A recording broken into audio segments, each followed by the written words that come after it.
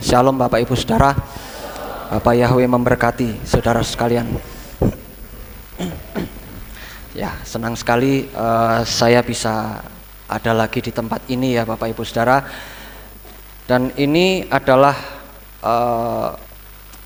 pertama kali ya saya mau memberitakan firman Bapak Yahweh setelah kurang lebih 3 tahun ya kita tidak bertemu. Nah, sebelum saya mulai pemberitaan firman ini Bapak Ibu Saudara, saya ada satu hutang lagi sama Bapak Yahweh yang belum saya lunasi, yaitu Bapak Ibu Saudara, saya mau meminta maaf apabila beberapa tahun yang lalu saya sempat melarang Bapak Ibu Saudara sekalian untuk beribadah ya. Saya juga mau meminta maaf kepada teman-teman yang ada di rumah yang tidak hadir di tempat ini. Saya mau meminta maaf yang sebesar-besarnya. Dan ini adalah hutang saya yang sudah saya bayar pada malam hari ini. Oke, pada kesempatan malam hari ini kita akan berbicara tentang sejarah yang berulang Bapak Ibu Saudara. Ya, kita mulai. Semua peristiwa yang ada di dunia ini Bapak Ibu Saudara, itu tidak ada yang belum pernah terjadi. Dari zaman dulu sampai zaman sekarang, itu semuanya kejadian itu berulang ya. Tidak ada sesuatu yang baru di muka bumi ini. Kalau kita mau baca di dalam kitab Pengkhotbah pasal 1 ayat yang ke-9, di sana sudah tertulis, apa yang pernah ada, itulah yang akan ada. Dan apa yang pernah dibuat, itulah yang akan dibuat lagi. Dan tidak ada satupun yang baru di bawah matahari. Di kitab Pengkhotbah itu sudah pernah dikatakan apa yang pernah ada, itu yang akan ada ya. Jadi di dunia ini tidak pernah ada sesuatu hal yang baru. Semua yang ada sekarang ini itu sudah pernah ada zaman dulu. Ya, contoh zaman Noah, Saudara. Ketika kita berbicara pada zaman dulu, ketika zaman Noah, manusia itu hidup di dalam dosa. Ya, manusia hidup di dalam dosa. Kemudian Bapak Yahweh berkata, aku akan menghabisi semuanya, semua manusia akan dihabisi dan akan disisakan satu keluarga, yaitu keluarganya Noah ya, ketiga anaknya, ketiga mantunya, dan kemudian manusia hanya tinggal segitu saja. Tetapi ada saat yang namanya manusia itu kecenderungannya adalah berbuat dosa, karena kan manusia itu adalah orang yang berdosa ya. Semua keturunannya Adam itu adalah orang-orang yang berdosa Bapak Ibu Saudara. Kemudian ketika tinggal Noah dan keluarganya, Noah itu memiliki anak Sem, Ham, dan Yafet. Ada satu anak yang kurang ajar Bapak Ibu Saudara, yaitu siapa? Ham ya. Ham itu adalah anak yang durhaka Bapak Ibu Saudara. Ham itu sebagai anak yang durhaka kembali berbuat dosa, dan pada akhirnya orang-orang yang banyak sekali berbuat dosa berasal dari keturunannya Ham. Makanya Bapak Yahweh mengutuk keluarga Ham dan keturunannya. Nah, kemudian peristiwa Babel, Saudara.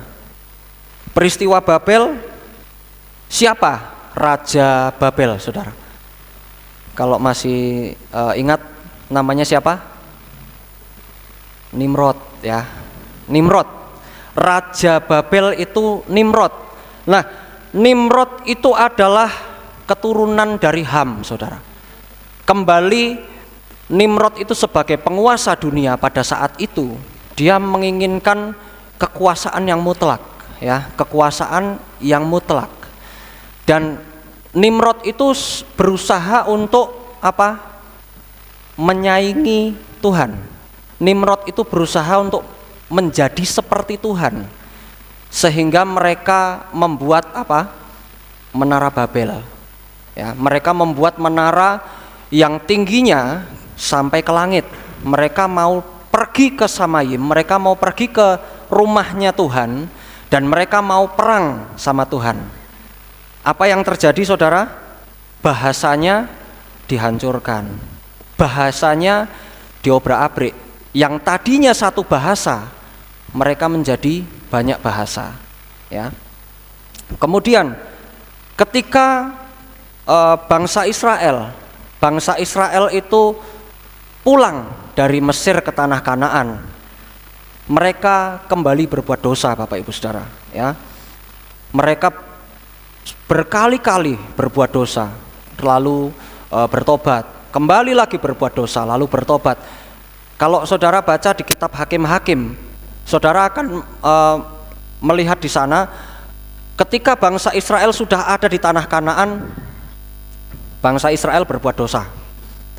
Kemudian mereka tidak mau menyembah kepada Yahweh, mereka menyembah kepada patung lagi. Kemudian dibangkitkanlah hakim, satu hakim. Setelah itu mereka bangsa Israel kembali bertobat, ya. Bangsa Israel kembali bertobat. Setelah bangsa Israel kembali bertobat, itu hanya berlaku satu generasi saja. Satu generasi setelah bapaknya satu generasi meninggal semua, anak-anaknya kembali berbuat dosa.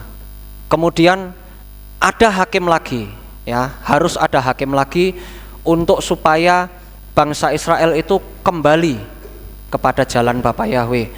Kemudian setelah satu generasi kembali berbuat dosa lagi, dan seperti itu terus sejarah itu berulang, selalu berulang, ya.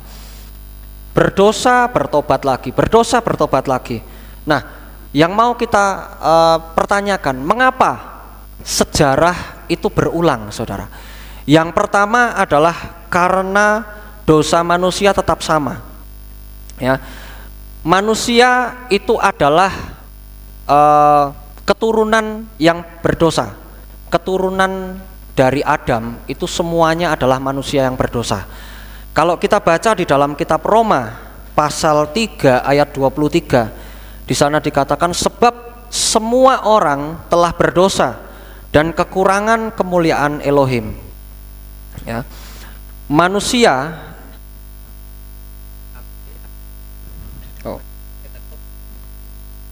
di sana. Ya.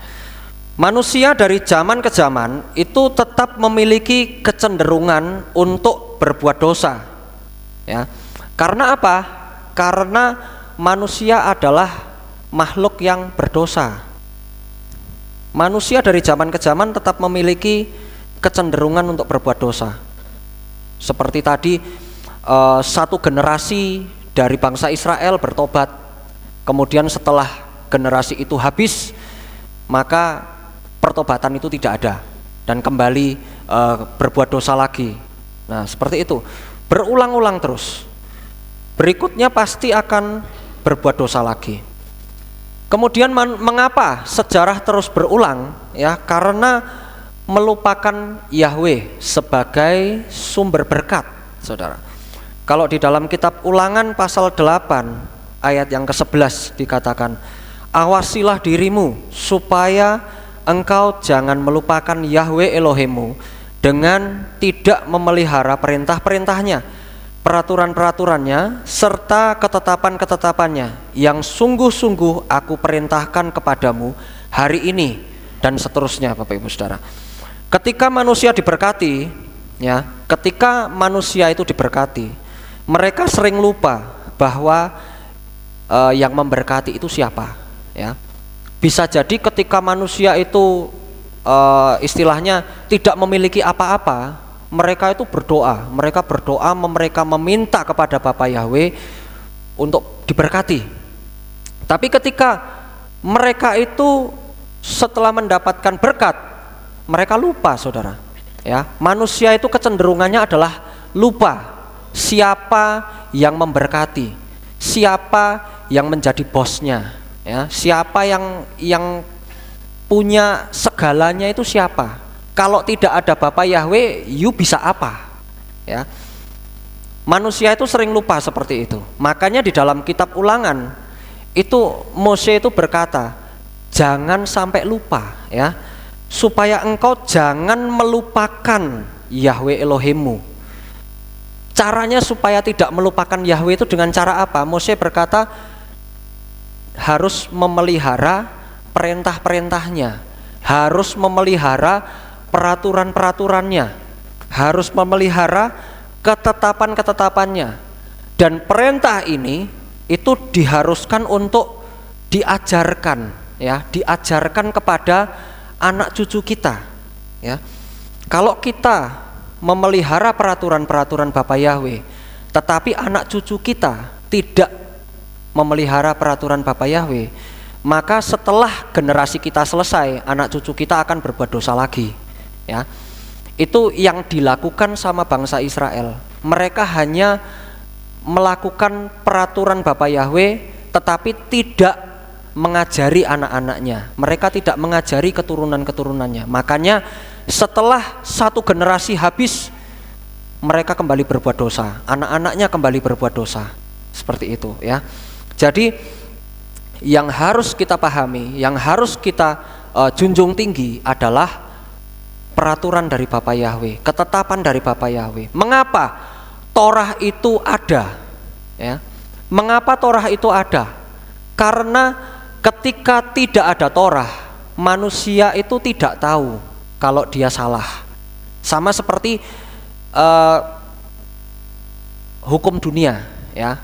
Kalau tidak ada kitab undang-undang, kalau negara Indonesia ini tidak punya undang-undang dasar, kita tidak tahu bahwa membunuh itu salah, ya. Ternyata mencuri itu salah. Tetapi ketika ada undang-undang, ketika suatu negara itu punya undang-undang, maka di negara tersebut ketika ada pembunuhan, yang membunuh itu salah, yang mencuri itu salah, itu dari undang-undang. Sama seperti Torah, ya. Kenapa Torah itu ada? Supaya manusia itu dikasih tahu bahwa seperti ini tuh salah, seperti ini tuh yang benar. Nah, jadi Torah itu fungsinya adalah supaya manusia itu tahu. Kemudian, mengapa sejarah itu terus berulang? Yang ketiga adalah kesombongan dan tidak mau belajar dari kesalahan, Bapak Ibu Saudara. Di dalam kitab Amsal pasal 16 ayat yang ke-18, di sana dikatakan di depan kehancuran ada kecongkakan dan di depan kejatuhan ada kesombongan roh. Ini kalau mau saya bilang Saudara, orang-orang yang paling banyak dosanya itu adalah orang yang bodoh dan arogan, ya.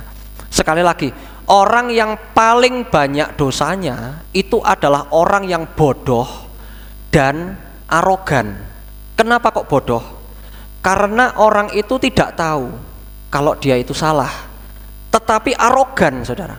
Arogan itu apa? Arogan itu merasa dirinya paling benar. Walaupun dia itu salah, dia tidak memandang dirinya salah. Tetapi dia pasti akan menyalahkan. Ya, orang arogan itu maunya itu nyalahin orang. You salah, you salah, you salah, you salah. Itu namanya orang arogan. Dia tidak mau diberitahu yang benar, ya. Orang yang arogan tidak mau dikasih tahu yang benar. Makanya kita harus menghindari sifat arogan, ya. Karena orang yang arogan itu juga biasanya adalah orang yang sombong, Saudara. Dan di kitab Amsal tadi dikatakan kesombongan itu ada kejatuhan, ya. Seperti itu. Kemudian mengapa sejarah terus berulang? Yang keempat, yaitu strategi setan itu tetap sama, Saudara. Di dalam kitab 1 Yohanan pasal 2 ayat 16, di sana dikatakan sebab segala sesuatu yang ada di dalam dunia, hasrat daging dan hasrat mata, serta keangkuhan hidup bukanlah berasal dari Bapa, melainkan berasal dari dunia. Ya. Sejak kisah Taman Eden, saudara, ketika Adam masih ada di Taman Eden, Satan ini menggunakan pola godaan yang sama. Ya. Satan ini menggoda manusia dengan pola yang sama, yaitu apa? Yang pertama, keinginan daging.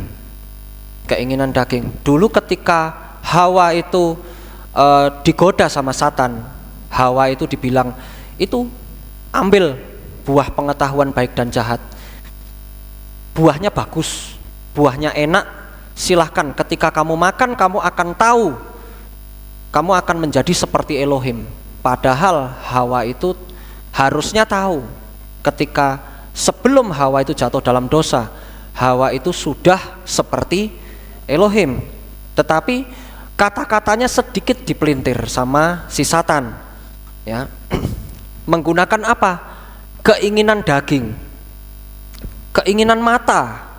Ketika Hawa itu melihat bahwa buahnya itu bagus, buahnya itu indah, dia ingin mengambil, ya. Kalau kita baca di dalam kitab Henok, saudara, buahnya seperti apa? Seperti anggur, ya, seperti segerombolan anggur. Tingginya seperti apa? Seperti pohon cemara. Pohon cemara itu tinggi, saudara, ya. Pohon cemara itu tinggi dan buahnya seperti sekumpulan buah anggur, buah pengetahuan baik dan jahat itu. Nah, Hawa itu dimainkan keinginan dagingnya, keinginan matanya, ya. Dia melihat bahwa buahnya itu baik, akhirnya dia memiliki keinginan untuk mengambil. Kemudian pola godaan yang sama, yaitu keangkuhan hidup, saudara. Ini adalah strategi yang dipakai oleh Satan untuk bisa mengulang kembali sejarah, ya. Sejarah tentang kejatuhan manusia, sejarah tentang dosa-dosa manusia. Nah, kalau kita mau lihat di zaman sekarang, Bapak Ibu Saudara, saya kasih contoh nih, sejarah yang berulang, ya. Kita nggak usah lihat jauh-jauh di tahun berapa, kita kasih contoh The Great Depression di tahun 1930. Kemudian yang kedua dari krisis keuangan global di tahun 2008. Kemudian yang baru saja kita alami kemarin, ya, yaitu COVID. Nah, ini berbicara tentang krisis keuangan yang berulang. The Great Depression itu adalah krisis keuangan di tahun 1930. Ketika bank sentral itu di bail out, ya, bank run istilahnya. Banyak sekali orang-orang yang ngambil uang sehingga banyak sekali bank yang bangkrut. Nah, ini kita akan bahas di kesempatan yang lain, ya. Sebenarnya kejahatan manusia yang terbesar di era modern itu bukan kejahatan pembunuhan, bukan kejahatan apa, tetapi kejahatan manusia yang terbesar di zaman sekarang itu adalah sistem perbankan, ya. Gimana sejarah terciptanya uang, gimana sejarah terciptanya mata uang, itu adalah ketika dimana manusia itu tidak lagi menggunakan emas sebagai uang, tetapi hanya menggunakan secarik kertas, saudara, untuk alat transaksi, ya. Kemudian perang, ya, adanya perang dunia satu dan perang dunia kedua, ya. Sama-sama kejadiannya itu ada di Eropa, Bapak Ibu Saudara, ya. Kalau kita mau lihat perang dunia pertama itu ada di Eropa, perang dunia kedua juga ada di Eropa.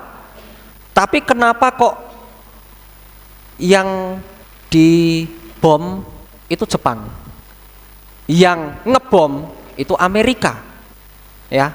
Kenapa seperti itu? Padahal Amerika dan Jepang itu tidak ikut perang. Perangnya itu ada di Eropa. Tapi yang ngebom itu Amerika, yang dibom itu Asia Timur, Jepang. Ini kan sebenarnya nggak masuk akal, Bapak Ibu Saudara. Tapi kecenderungan manusia, kalau ada satu yang berantem, mereka akan grup-grupan dari zaman dulu, ya.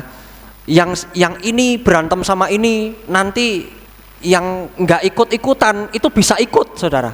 Ya, ada orang ya si A berantem sama si B, si A berantem sama si B, C itu tidak tahu apa-apa, tapi ngebelain si A. D itu karena dibujuk-bujuki sama si C, dia akan ngebantu si A. Padahal yang salah itu adalah si A, misalkan. Itu adalah kecenderungan manusia. Orang tidak tahu siapa yang salah, siapa yang benar. Mereka hanya mau tahu siapa teman saya. Siapa teman saya, itulah yang akan saya bantu. Walaupun dia salah, saya akan tetap bantu. Nah, itu adalah kecenderungan manusia, ya. Kenapa? Ya karena kembali lagi, manusia itu sudah diajari sama setan dari zaman dulu bahwa fakta itu bisa diputarbalikkan. Fakta bisa diputarbalikkan. Sama seperti setan juga memutarbalikkan fakta, ya. Seperti itu, Bapak Ibu Saudara. Di akhir zaman akan dikatakan keadaan manusia itu akan kembali seperti sebelum peristiwa air bah, Bapak Ibu Saudara. Di dalam kitab Matius atau Matai pasal 24 ayat yang ke-37. Di sana dikatakan, dan sebagaimana pada zaman Noah, demikian pula lah kedatangan anak manusia akan terjadi. Ya.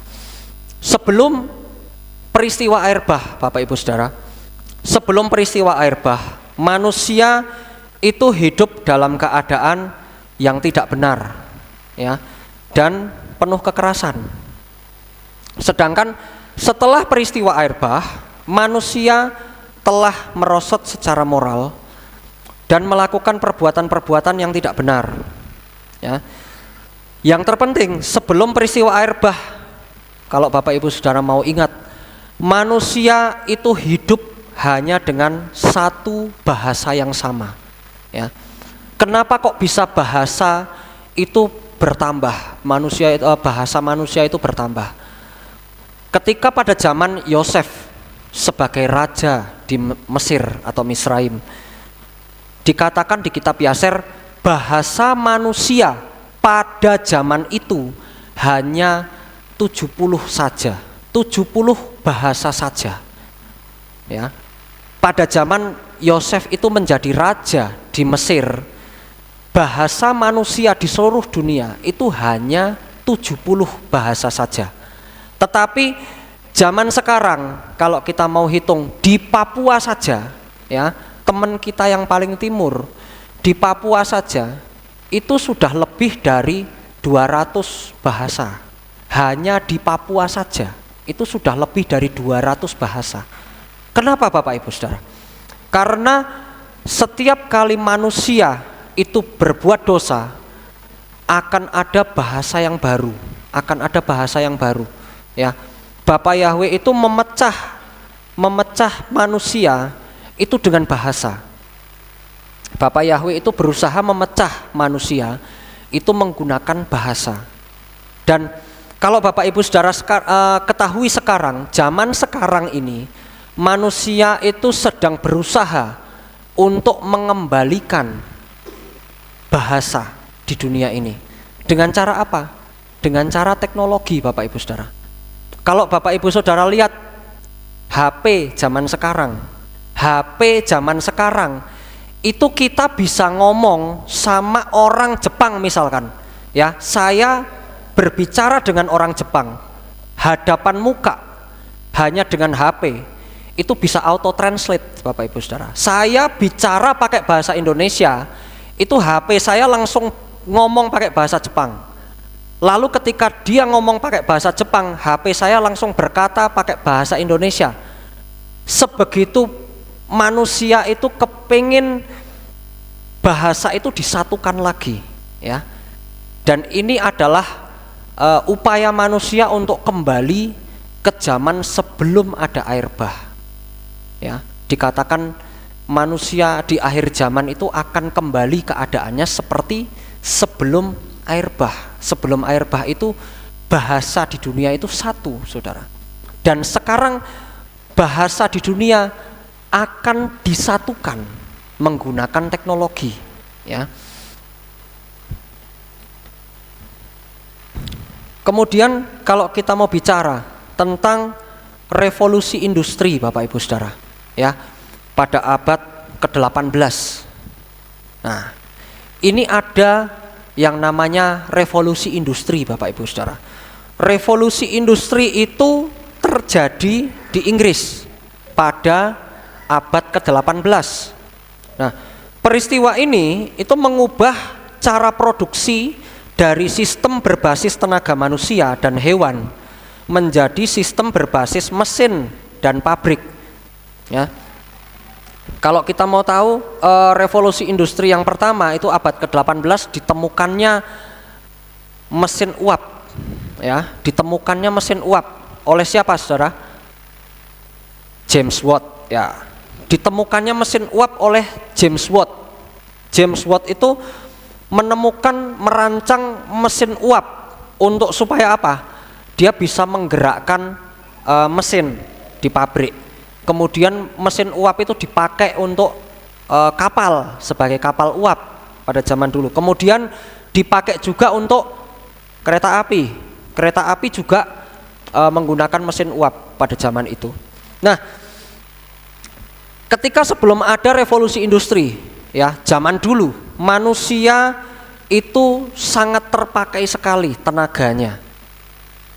Untuk apa? Untuk menambang misalkan, untuk bercocok tanam, untuk melakukan pekerjaan-pekerjaan yang membutuhkan tenaga. Makanya pada zaman dulu ada sistem perbudakan, ya, sistem perbudakan. Ada penguasa dan ada budak. Pada zaman dulu budak itu dirantai, ya. Budak itu dirantai, diikat, kemudian disuruh kerja. Tapi tidak seperti yang saudara bayangkan. Sistem perbudakan zaman dulu, manusia memang benar-benar dirantai, tetapi manusia itu tetap dikasih makan, manusia tetap dikasih tempat tinggal, dan manusia itu tetap dikasih pasangan. Budak itu tidak bisa memilih, budak yang kuat itu bisa memilih pasangan mereka, ya, sama penguasa mereka. Mereka dikasih, nih, budak yang kuat, budak yang memiliki badan yang bagus, mereka punya gen yang bagus, mereka dikasih istri lebih dari satu, saudara, untuk supaya mereka bisa menghasilkan keturunan-keturunan budak yang lain yang memiliki gen yang bagus. Sedangkan budak-budak yang kekuatannya kecil, tenaganya kecil, yang badannya kecil-kecil, mereka bahkan tidak dikasih istri untuk bisa beranak cucu. Nah, itu sistem perbudakan zaman dulu. Tetapi zaman sekarang, Bapak Ibu Saudara, sistem perbudakan itu jangan dikira sistem perbudakan itu tidak ada saat ini, ya. Sistem perbudakan itu masih ada, tetapi bedanya kalau zaman dulu itu budak itu dirantai, zaman sekarang budak-budak manusia itu juga tetap dirantai dengan apa? KPR, ya, cicilan mobil, cicilan rumah. Manusia zaman dulu dikasih kerjaan, saudara, dikasih pekerjaan untuk menambang. Zaman sekarang manusia disuruh cari kerjaan sendiri. Manusia disuruh cari kerjaan sendiri untuk diberikan uang yang hanya kertas itu, dan akhirnya disuruh nyicil rumah sendiri. Zaman dulu budak itu dikasih rumah, saudara, dikasih makan, mereka hanya cuma dikasih harus bekerja aja. Sedangkan sekarang pekerjaan harus cari sendiri, uang harus cari sendiri, makanan harus cari sendiri, harus beli sendiri. dan rumah harus nyicil sendiri. Ini namanya sistem perbudakan modern, ya.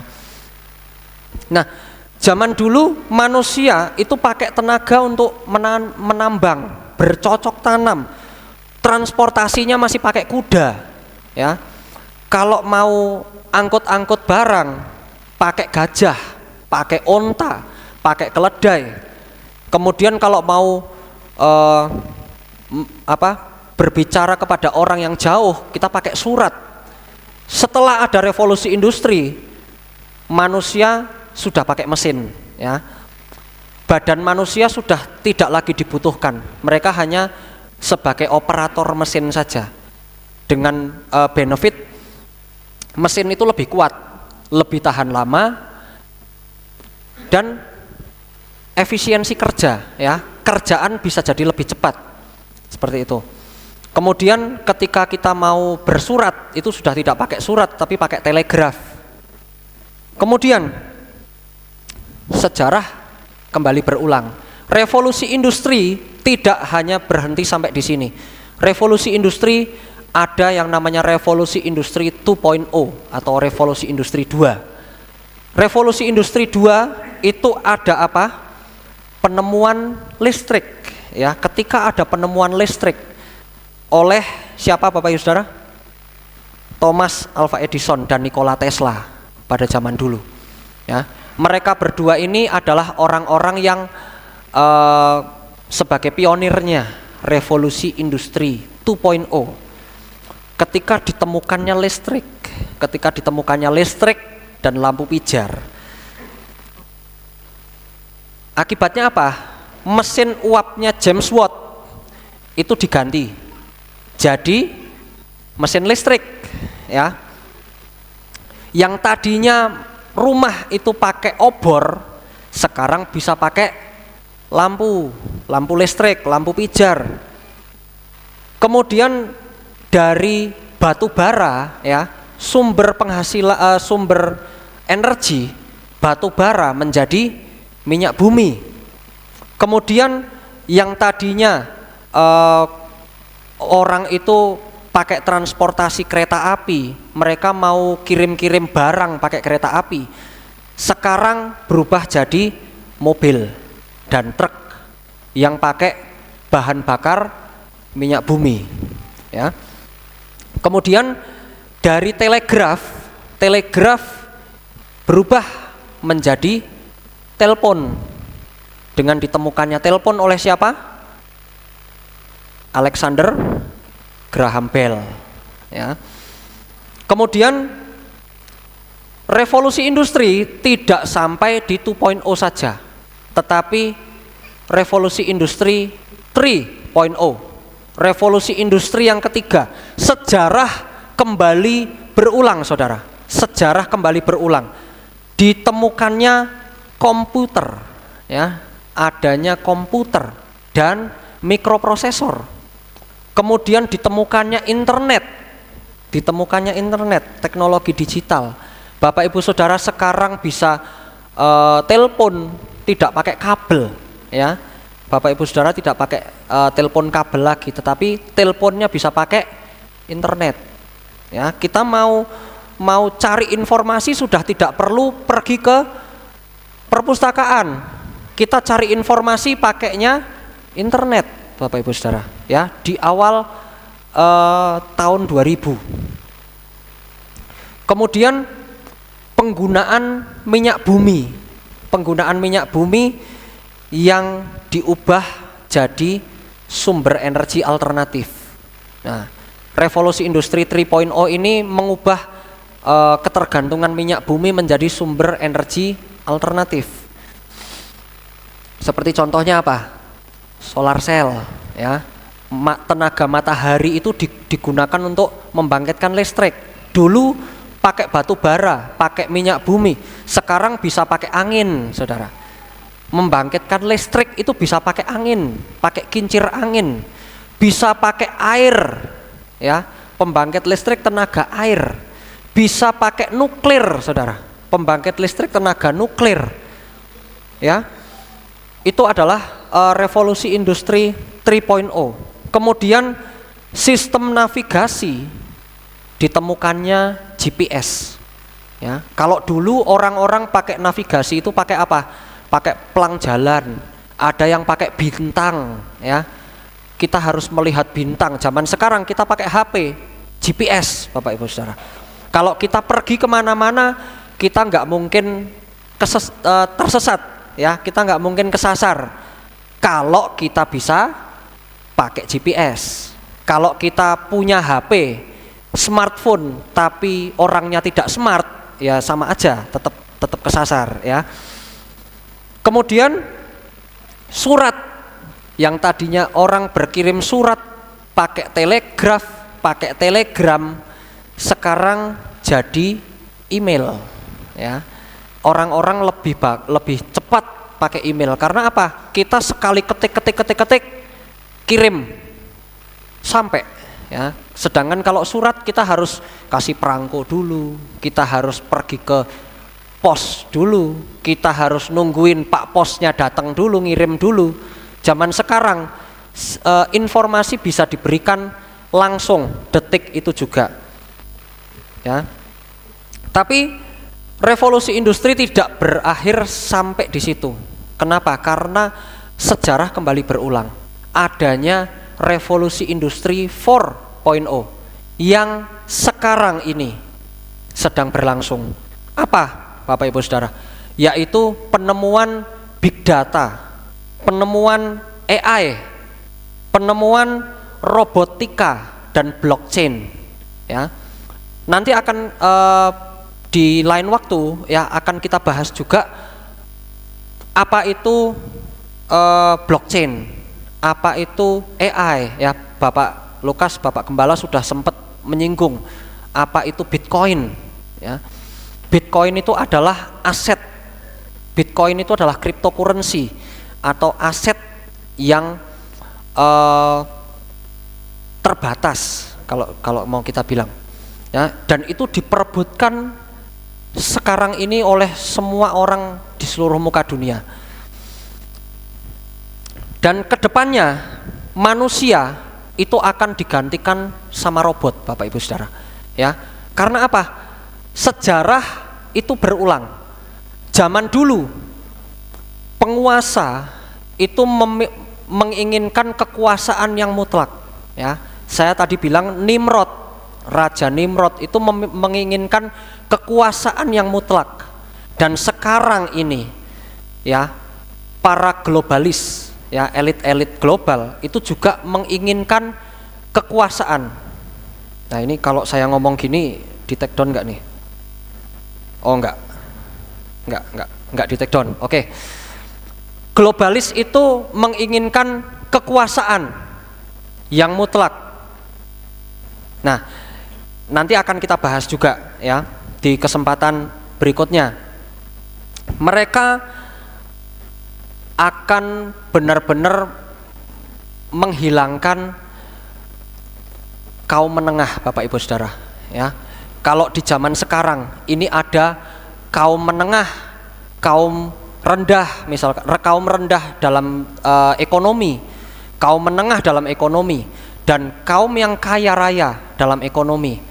Di atas kaum kaya raya itu ada para elit, dan para elit itu menginginkan kaum menengah itu akan hilang, ya. Kenapa? Karena kaum menengah itu adalah orang yang paling gampang untuk istilahnya apa? Orang yang paling gampang untuk diatur, ya. Kenapa paling gampang diatur? Karena mereka itu punya duit tapi tidak banyak.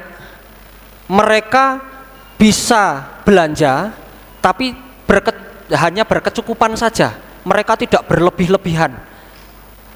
Kaum yang tidak punya duit, istilahnya, mereka tidak bisa diatur. Karena gimana mau diatur, mereka nggak punya duit, ya. Mereka tidak punya duit, mereka nggak bisa diatur. Untuk nyicil KPR mereka tidak bisa, ya. Untuk beli mobil mereka tidak bisa. Gimana mereka mau diatur? Nggak bisa. Tapi kaum menengah itu adalah orang-orang yang paling gampang diatur.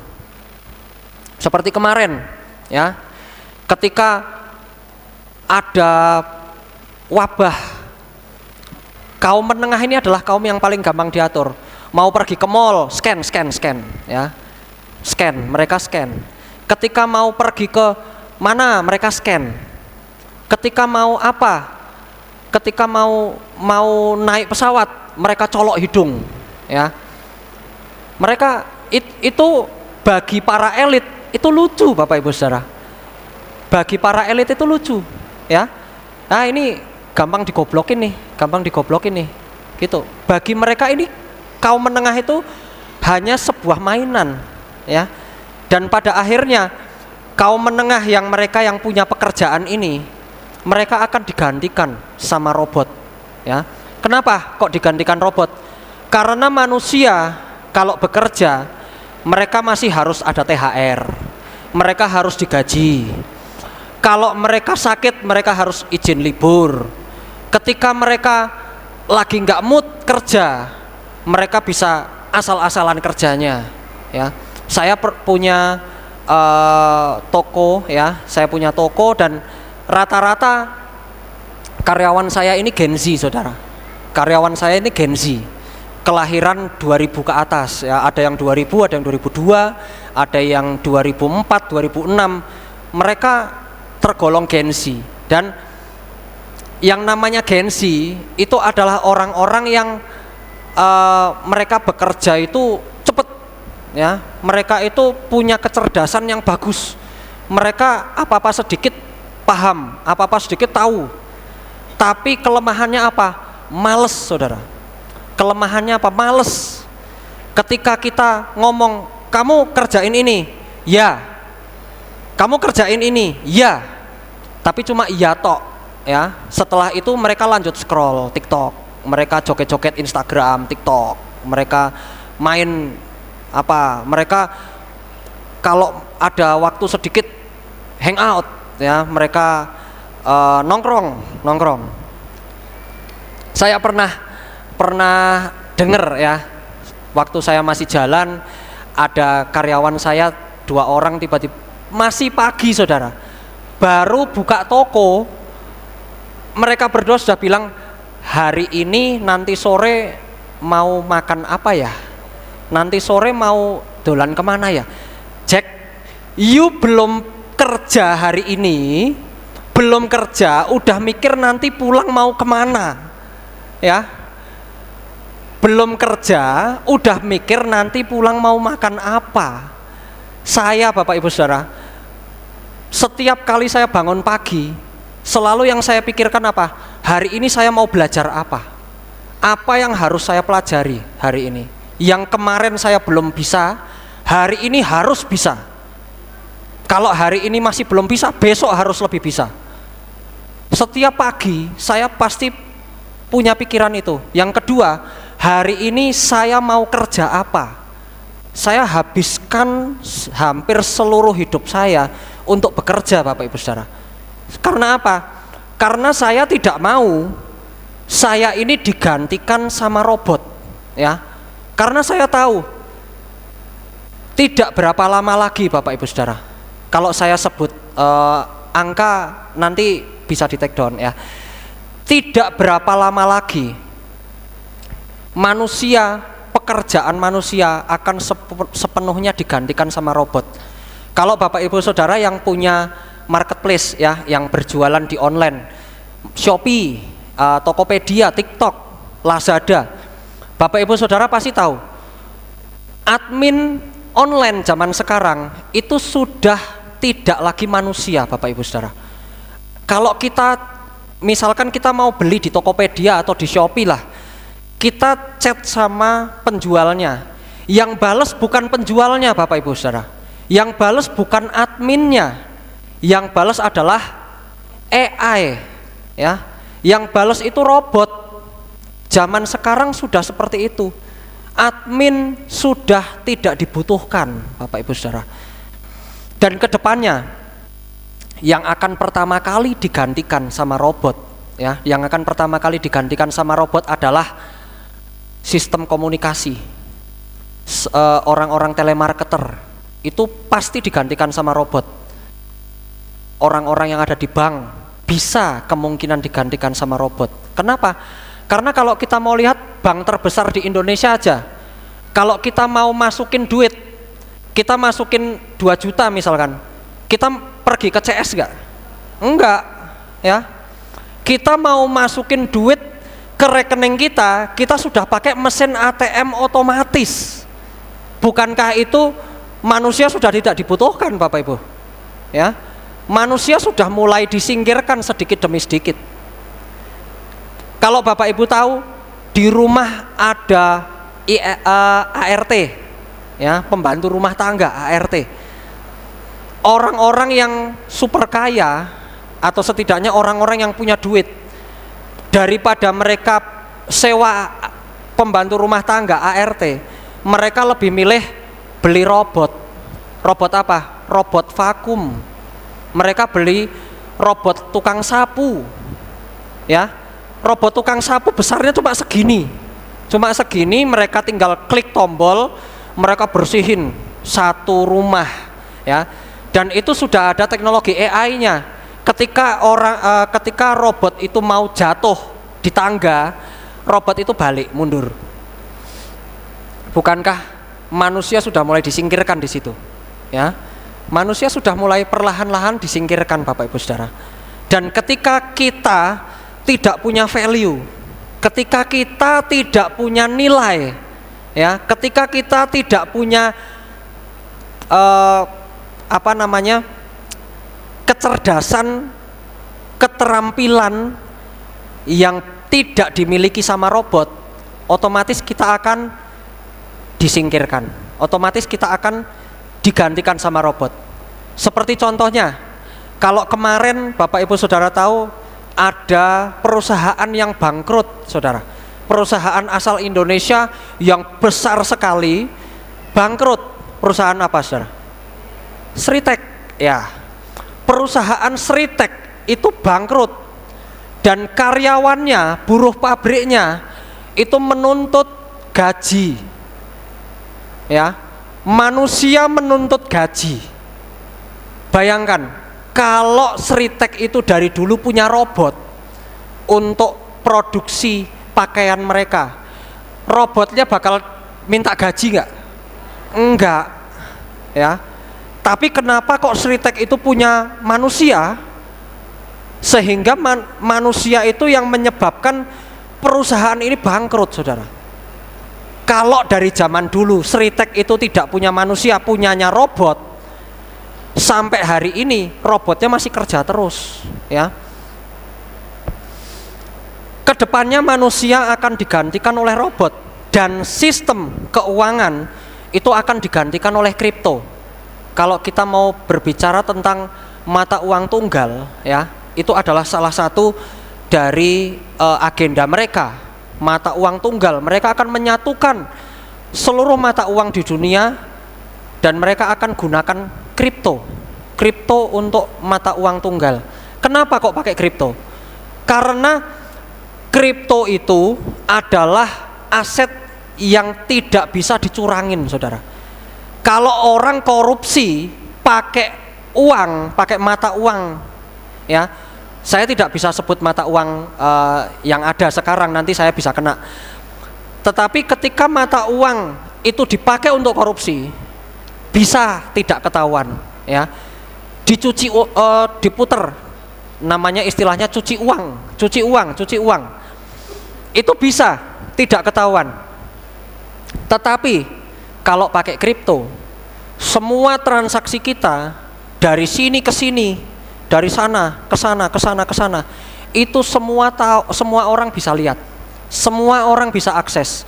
Yang tadinya ada di sini jadi ada di sana, ada di sana, itu semua transparan. Makanya kenapa kok kripto itu adalah teknologi masa depan dari sistem keuangan, Bapak Ibu Saudara. Ya, berapa banyak pekerjaan manusia yang nanti akan digantikan oleh robot? Saya kasih contoh, Bapak Ibu Saudara. Ini adalah kota Chongqing, ya. Ini adalah kota Chongqing yang ada di China. Kalau Bapak Ibu Saudara tahu, kota Chongqing itu adalah kota yang dijuluki kota masa depan. Kalau Bapak Ibu Saudara punya kesempatan, silahkan saya sarankan untuk pergi ke kota Chongqing. Ya, kenapa? Karena di sana Bapak Ibu Saudara akan melihat bagaimana kemajuan teknologi itu sudah sedemikian hebat di kota Chongqing. Contohnya apa? Saya kasih contoh. Pesan makanan itu pakai drone, saudara. Mereka pesan makanan online itu sudah tidak ada orang kurir yang nganter. Kalau di Indonesia masih, ya, Indonesia masih ada kurir, saudara, untuk pesan antar makanan. Di kota Chongqing sudah diberlakukan tidak ada kurir manusia, semua pakai drone. Ya, di sebelah sini ini ada daftar menu, saudara. Daftar menu yang bisa di-scan pakai QR code. Kita tinggal scan, nanti ada daftar menunya, ada ya sama seperti GoFood, sama seperti GrabFood lah atau Shopee Food seperti itu.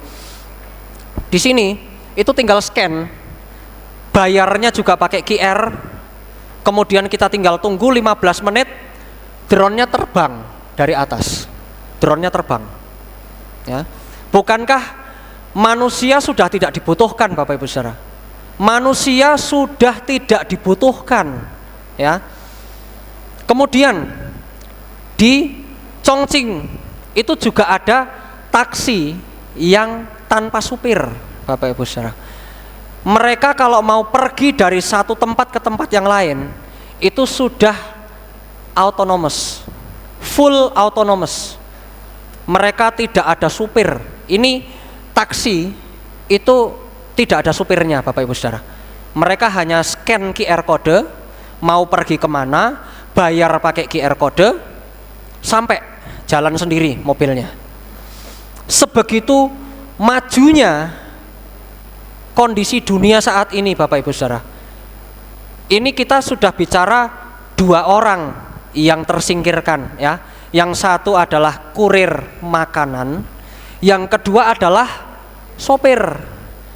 Sopir dan kurir makanan itu sudah digantikan sama robot di Chongqing, ya. Kemudian yang berikutnya yang tadi saya sudah katakan, telemarketer, orang-orang yang bekerja di belakang komputer, yang tugasnya telepon sana telepon sini. Itu sudah pakai AI, Bapak Ibu Saudara. Dan saya katakan di beberapa perusahaan di Indonesia itu juga sudah pakai AI. Seperti yang tadi saya katakan, di marketplace saja itu sudah pakai AI untuk jawab pertanyaan sebatas chat, ya, sebatas chat, bisa pakai AI. Dan kemarin saya sempat dapat telepon dari salah satu provider di Indonesia, itu suaranya persis seperti AI, ya. Saya dapat telepon dari satu provider di Indonesia, itu suaranya sama persis seperti AI. Dan menurut saya ini bisa jadi dia AI, saudara. Dan sekarang ini telemarketer itu sudah mulai disingkirkan, bahkan di Indonesia pun sudah mulai disingkirkan, Bapak Ibu Saudara, ya. Jadi yang mau saya katakan, bekerjalah sebaik mungkin, bekerjalah sekeras mungkin, ya, sampai Anda semuanya tidak bisa digantikan sama robot. Kenapa? Karena robot itu masih butuh manusia untuk operatornya. Ketika robot itu ada kesalahan, misalkan ketika robot itu ada malfungsi, manusia masih tetap dibutuhkan untuk memperbaiki. Tapi manusia yang seperti apa? Yang dibutuhkan hanya manusia yang terbaik saja, ya. Ketika manusia itu sudah tidak dibutuhkan, mereka mau apa? Manusia akan tidak punya apa-apa, ya. Agenda mereka berikutnya akan dikatakan manusia akan tidak memiliki apa-apa dan mereka akan bahagia. Kenapa? Karena itu adalah keinginan dari para elit, saudara. Dan ini akan cepat atau lambat akan terjadi. Ya. Nanti akan saya jelaskan kemudian, Bapak Ibu Saudara, bagaimana para elit itu sedang mempersiapkan makanan masa depan, Bapak Ibu Saudara. Makanan manusia masa depan itu adalah belalang dan kecoa, ya. Dan manusia yang tidak punya apa-apa nanti akan hidup di kamar, di rumah 2x1. Mereka akan makan belalang dan kecoa dan mereka akan hidup baik-baik saja. Itu adalah agenda mereka yang selanjutnya, Bapak Ibu Saudara, ya. Kalau saya mau spill sedikit, Bapak Ibu Saudara pernah tahu Apple Vision? Apple Vision itu yang seperti VR, ya, yang seperti yang kemarin Bapak Lukas pakai lah, itu yang seperti ini ditaruh di mata. Tapi kemarin Bapak Lukas kan pakainya untuk pijet, ya, untuk pijet-pijet mata. Tapi itu ada yang namanya Apple Vision, itu ditaruh di mata, itu untuk menggantikan smartphone, menggantikan HP. Kita bisa tetap lihat pemandangan di depan, ya, kita bisa lihat ada siapa di depan, ada siapa di depan. Tetapi ketika ada telepon, ya, misalkan saya pakai Apple Vision, di sebelah sini akan ada orang, muka orangnya yang telepon saya. Nah, saya bisa tarik di situ, set, diangkat teleponnya, kita bisa langsung ngobrol. Itu namanya Apple Vision. Dan ketika suatu saat nanti Apple Vision atau yang sejenisnya itu sudah harganya sudah murah, Bapak Ibu Saudara, semua orang itu akan pakai yang namanya seperti itu, VR seperti itu, ya. Mereka akan hidup dalam dunianya sendiri. Mereka akan hidup dalam dunia virtual, Bapak Ibu Saudara. Mereka tidak akan lagi hidup dalam dunia nyata. Mereka akan hidup dalam dunia virtual. Dan mereka akan makan belalang dan kecoa, tetapi mereka lihat di depan mata mereka sendiri, mereka sedang makan steak. Kenapa? Karena Apple Vision, karena pakai virtual reality namanya, VR, virtual reality, realita yang virtual, ya. Keadaan nyata tetapi virtual. Mereka bisa lihat di depan mata mereka ada mangkok atau ada piring, itu ada daging sapinya, ada kentangnya, tapi sebenarnya yang mereka makan apa? Kecoa. Dan itu adalah agenda, ya. Itu adalah agenda. Nanti di sesi yang berikutnya saya akan beberkan, saya akan jelaskan lebih lanjut tentang agenda ini, ya. Tetapi yang perlu Bapak Ibu Saudara ketahui saat ini, ya, Bapak Ibu Saudara harus bisa bekerja, harus bisa memiliki value, harus bisa memiliki nilai di dalam diri, supaya Bapak Ibu Saudara tidak tergerus oleh zaman, tidak tergerus oleh teknologi. Bapak Ibu Saudara harus bisa menjadi pribadi yang unik, yang tidak bisa digantikan sama AI. Oke.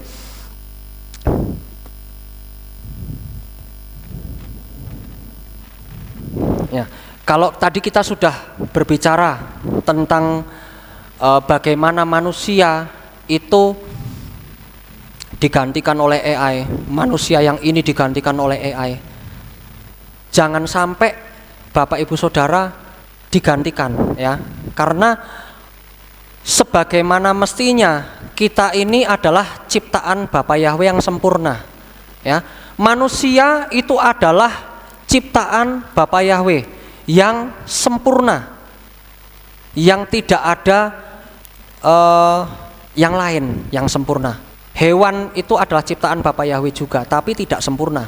Sedangkan manusia itu adalah ciptaan Bapa Yahweh yang sempurna. Tetapi karena keserakahan, ya, karena keserakahan dari para penguasa. Mereka tidak lagi punya keinginan untuk bermain-main sama benda mati. Mereka tidak lagi punya keinginan untuk bermain-main sama hewan. Yang akan dimainkan apa? Manusia. Makanya manusia itu harus bisa beradaptasi, ya. Kita harus benar-benar mengandalkan Bapa Yahweh. Jangan sampai kita ini tergerus oleh zaman. Tetapi yang terpenting, apabila suatu saat nanti semuanya benar-benar akan terjadi, kita hanya bisa berharap Tuhan Yesus sudah datang, ya. Dan kita berharap ketika Tuhan Yesus itu datang, maka Bapak Ibu Saudara sekalian ikut bisa terangkat, ya. Karena kalau sampai Bapak Ibu Saudara tidak terangkat, Bapak Ibu Saudara tidak ikut sama Tuhan Yesus, Bapak Ibu Saudara akan mengalami yang namanya makan belalang dan kecoa itu, ya. Jadi jangan sampai kita berhenti mengandalkan Tuhan. Jangan sampai kita berhenti berharap sama Bapa Yahweh. Jangan sampai kita berhenti beribadah. Jangan sampai ada apa-apa sedikit kita berhenti ibadah. Jangan ada apa-apa sedikit kita memaki-maki Tuhan, ya. Karena kembali lagi, kita harus ingat siapa yang memberi kita berkat, siapa yang memberi kita kehidupan. Amin Bapak Ibu Saudara. Bapak Yahweh memberkati. Mari kita sama-sama tutup di dalam doa. Kami mengucapkan syukur dan terima kasih kepada Bapak Yahweh, karena pada sore malam hari ini Engkau sudah memberkati kami dalam pemberitaan firman-Mu. Biarlah Bapak Yahweh terus memberkati kami, Bapak Yahweh terus menguatkan iman kami. Jangan sampai iman kami kendor, jangan sampai iman kami goyah, tetapi kami percaya kami terus akan bersama-sama dengan Bapak Yahweh. Dan kami percaya saat Tuhan Yesus datang nanti, kami akan ikut kepada Tuhan Yesus sampai kepada Samayim. Terima kasih ya Bapak Yahweh. Di dalam nama Adonai Yeshua HaMashiach kami mengucapkan syukur dan berdoa. Sama-sama kita katakan amin. Saya kembalikan kepada Bapak.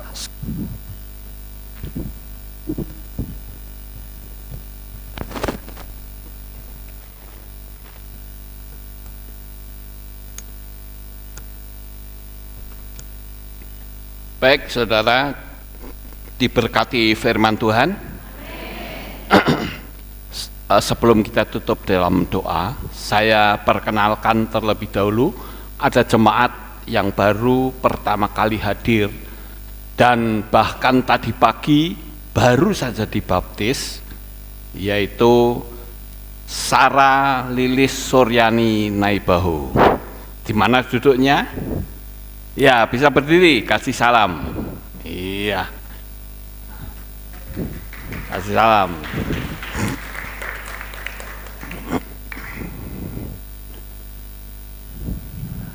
Oke, kita akan akhiri kebaktian kita, saudara. Apa? Oh ya, ada pengumuman? Tidak ada. Oke, karena nggak ada, kita akan bangkit berdiri. Kita berdoa.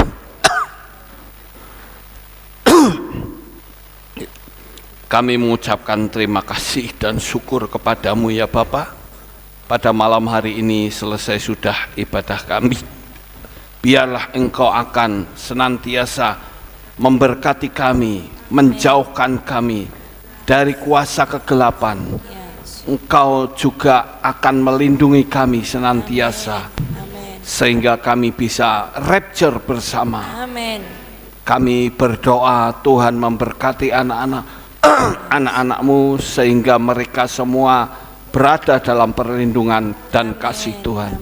Berilah kesehatan kepada mereka. Amin. Terima kasih Bapa, di dalam nama Adonai Yeshua HaMashiach kami berdoa. Mari kita angkat tangan kita akan menerima berkat Kohanim. Haleluya. Yefarehecha Yahweh wa yismere eka. Amin. Ken yehi rotso. Yair Yahweh pano elika Wihuneka. Amen. Kenya hirosa. Isa Yahweh pano elika. Wiyasem lecha shalom. Amen. Kenya hirosa.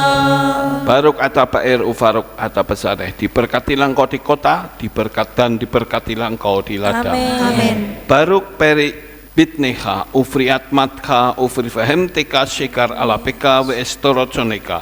Diberkatilah buah kandunganmu, diberkatilah hasil bumimu, hasil ternakmu, anak-anak lembumu, dan anak-anak dombamu. Amin. Baruk tan akha umesarteka, diberkatilah bakulmu dan tempat adonamu. Amin. Baruk ata boboika ufaruk ata besetkaka, diberkatilah engkau pada waktu masuk dan diberkatilah engkau pada waktu keluar. Amin. Baruk ata Yahweh Eloheinu meleka olam, besem Yeshua Hamasyah wa ruah hakodes kile olam faed. Di dalam nama Adonai Yeshua Hamasyah. Haleluya. Amin. Haleluya.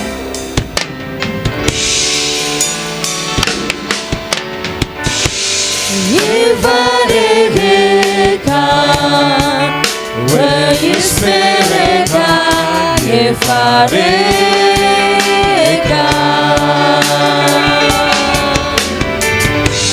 Ya El Yahweh, Panaweleka, Wiguneka.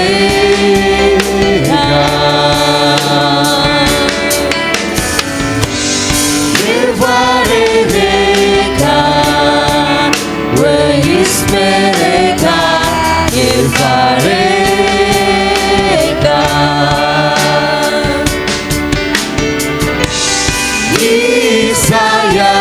Yahweh, Panaweleka, Wiguneka.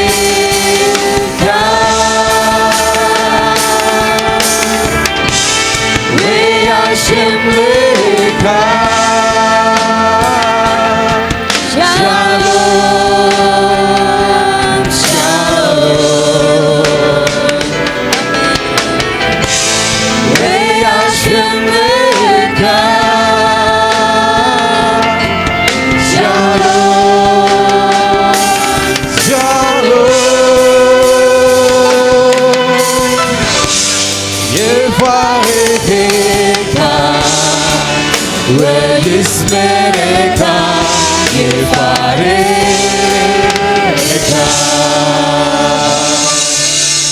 Selamat pulang. Bapak Yahweh memberkati semuanya. Amin. Amin. Shalom, Haleluya. shalom, shalom. Pak Yahweh yang Maha Kuasa, terima kasih atas kehadiran Bapak Ibu Saudara sekalian dalam ibadah bersama kami di Kehilat Alef Tau Magelang. Doa saya Bapak Yahweh memberkati dengan kesehatan yang sempurna, damai sejahtera dan berkat materi yang semakin melimpah.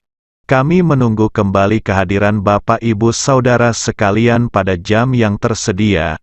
Hari Sabat jam 5 pagi, hari Minggu jam 6 pagi, hari Rabu jam 6 sore. Siap sedialah sebagai mempelai Hamasyah untuk menyambut kehadiran mempelai pria kita yaitu Adonai Yeshua Hamasyah di awan-awan yang permai. Amen lehitraot. Shalom, sampai jumpa kembali.